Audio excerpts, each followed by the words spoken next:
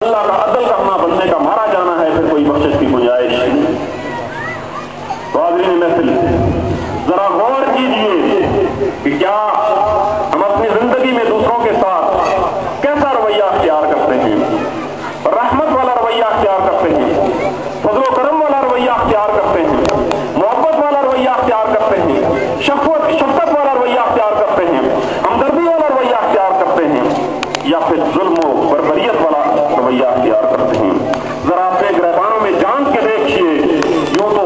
ہر شخص بدلے میں خواہش یہی سوچ رہا ہے اور یہی کہتا ہے کہ وہ جو کچھ کر رہا ہے وہ دوسروں کے لیے کر رہا ہے،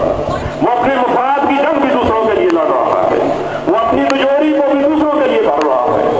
لیکن ذرا اپنے گریبانوں میں جان کے دیکھیں کہ اس کا رویہ دوسروں کے ساتھ کیا ہے، کسی نے کیا ہی خوب کہا کہ گاہے گاہے اسے پڑھا کیجیے، دل سے بہتر کوئی کتاب نہیں، وہ کرم انگلیوں سے گنتے ہیں،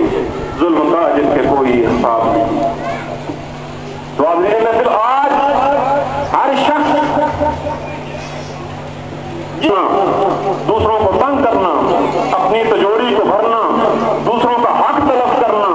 آج یہ ہمارا رویہ بن چکا ہے، اور یہی طرز عمل جب ہائی پیمانے پہ جاتا ہے تو لوٹ مار کی ایک دنیا آباد ہو چکی ہوتی ہے،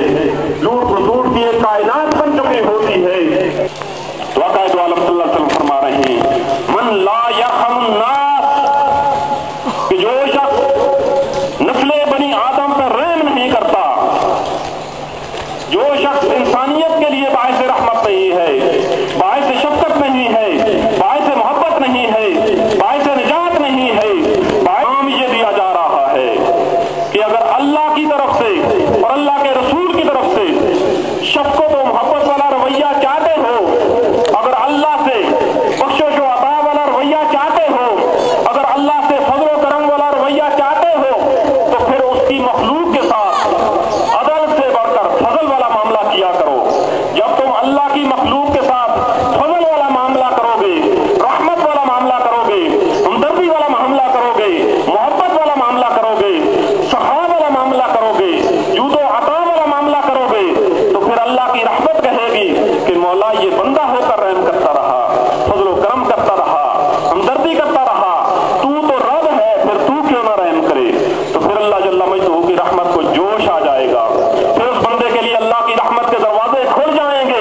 پھر اس کے لیے اللہ کی رحمت و فضل و کرم کی بارش ہوگی، پھر اس پہ اللہ کی عطاؤں کا نزول ہوگا۔ جب اس کے لیے اللہ کی رحمت کے دروازے کھل جائیں گے تو پھر ساری پریشانیاں اس کی دور ہو جائیں گی، گناہوں کی معافی کی التجا کرتے ہیں، اپنے گناہوں کی توبہ کرتے ہیں، اللہ سے معافی کی التجا کرتے ہیں اور اس کے فضل و کرم کی اس کی بارگاہ میں فریاد کرتے ہیں۔ تو آپ سب مل کے دعا کیجیے کہ اللہ تعالیٰ اپنے پیارے محبوب حضرت محمد مصطفیٰ صلی اللہ علیہ وسلم کے طفیل، اپنی ذات کبریائی کے طفیل،